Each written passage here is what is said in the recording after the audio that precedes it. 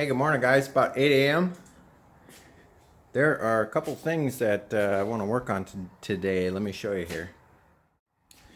So one of the main things I want to work on today is I want to fix this spindle that's dinged up and chewed up.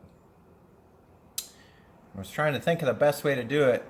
On the snowcat forums, they suggest filling it with stainless steel welding material and then paddle wheeling it down.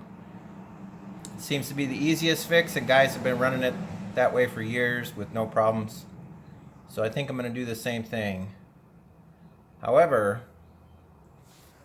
I find it more difficult to control a MIG machine. And I have a TIG machine, but I haven't used it in years, so I'm going to use the TIG. However, there's going to be a little bit of a learning curve for me to get back into it, so I'll have to practice for a little bit before I attempt that. I want to be able to control the heat and get that filled in where it should and smooth out some of the edges with it, and there'll be less spatter. So that's my thought process on that. Another bonus item I got here. I got this off eBay from a seller. His name is Jim Harden, but his business name or his eBay name on there is Indiana Core, INC. He sold me an Allison parking brake for $100. So, well, it's 120 shipped. So I'm going to attempt to get that installed on the AT545 this morning. And then we'll practice a little bit of the TIG on the table here with the axle set up. And hopefully we can make a repair that'll work. But let's get started on that.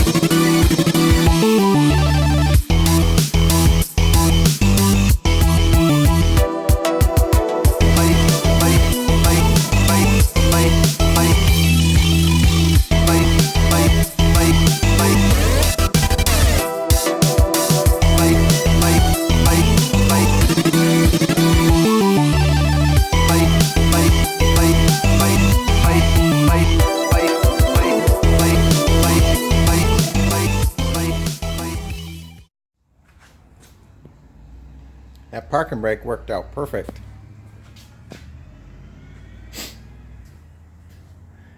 Repairing this was a lot easier than I thought. And even though I haven't done any TIG work for about a year and a half, 2 years, I picked it up right away. And I know there's no weld pouring involved in that because it's basically you're just filling in a bunch of stuff and grinding it down. But I feel pretty confident now that I have my machine up and running. One thing that happened though, probably happened in the move out here. The air that goes through the hose here it's got a crack right here, so I had to duct tape it. However, the TIG torch still worked fine. I'll probably have to replace that TIG torch at some point, but I'm pretty happy with how this turned out. These bearings actually have an inner race that so it doesn't roll against the actual spindle. It just sits there. So this inner race is the part that just seats itself on the inside of the spindle there. And let me tell you, I think it'll be just fine. Check this out.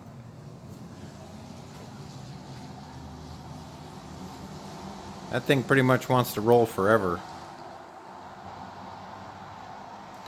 Anyhow, I think that's going to be it for today's episode, guys. We're still waiting on some... I ordered a couple sleeves to splice these axles back together, so we'll get those mended up. And then it's going to be the never-ending process of wire wheeling everything and getting everything down to the bare metal on the axles, and tearing the old foam-filled tires off because they're all shot. Even this one that looks good, it's shot. And we'll have to start rebuilding the wheels. I basically want to get the tub, which is the tank tread part, done. And then I think I'll work on the tracks. And then once I get a rolling frame set up, I'll also have to get the differential set up and whatnot. I'm trying to think of a timeline process here that's going to work best for me, but once I get the correct rear diff parts that I need, I can actually get the tank treads on, or the tracks, and build a rolling platform. It'll be heavy as heck for me to move around, but at least I'll know that I have a rolling platform.